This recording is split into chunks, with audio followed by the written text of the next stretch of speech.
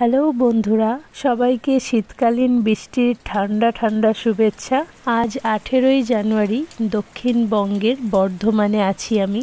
আর এখানে গতকাল থেকে বৃষ্টি শুরু হয়েছে, যা আজ প্রায় সারাদিন ঝমঝমিয়েই নেমে চলেছে। আমি চলে এলাম আমাদের বাড়ির ছাদে। এমনিতেই খুব ঠান্ডা আর কুয়াশা আচ্ছন্ন ছিল, তার উপরে বৃষ্টি এবং ঝোড়ো হাওয়ার দাপট দিনটাকে আরও খারাপ করে তুলেছে। বৃষ্টির ফলে হয়তো ঠান্ডাটা এবার উপভোগ হবে, কিন্তু এর ফলে চাষের অনেক ক্ষতি হয়ে গেল। বৃষ্টির এমন দিনে আজকে যদি খিচুড়ি রান্না করতাম তাহলে কিন্তু একেবারে জমিয়ে খাওয়া দাওয়া হতো।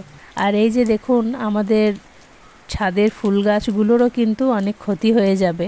গাছপ্রেমীদের কাছে কিন্তু এরকম হঠাৎ করে আবহাওয়া চেঞ্জ হওয়াটা একটু কষ্টের। যাই হোক, এখন আমি আবার কিচেনে চলে যাচ্ছি, যেহেতু রান্না হচ্ছে। এই বাদলা দিনে আজ আর কিন্তু খিচুড়ি বানানো হয়নি, কারণ ফ্রিজে কয়েকটা কাতলা মাছের পিস ছিল, সেগুলো দিয়েই নতুন আলু সহ আজকে আমি মটরশুঁটি দিয়ে পাতলা ঝোল বানিয়েছি। লাঞ্চের টাইম হয়ে গেছে, এজন্য এখন আমি খেতে বসে গেছি।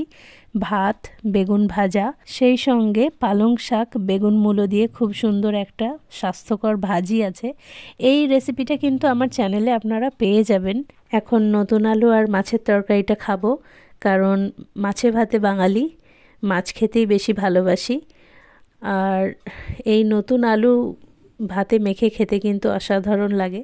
আমি আমার চ্যানেলে মটরশুঁটি দিয়ে মাছের রেসিপি শেয়ার করেছি, আর খুব তাড়াতাড়ি আমি চিকেনেরও রেসিপি শেয়ার করব। আপনারা অবশ্যই দেখবেন আর বাড়িতে বানিয়ে খাবেন, খুব ভালো লাগবে। সো আলহামদুলিল্লাহ, আমি আমার খাবার খুব তৃপ্তি করে শেষ করলাম। আমি আমার খাওয়া দাওয়া শেষ করে উপরে বারান্দায় চলে এসেছি। আর এই যে দেখুন, বাইরেটা দেখাচ্ছি আপনাদেরকে আমি আমার ব্যালকনি থেকে। এখন দুপুর 2টো বাজে, বৃষ্টি কিন্তু এখনও হয়েই চলেছে। তো যাই হোক, সবাই খুব ভালো থাকবেন, সুস্থ থাকবেন। আল্লাহ হাফিজ।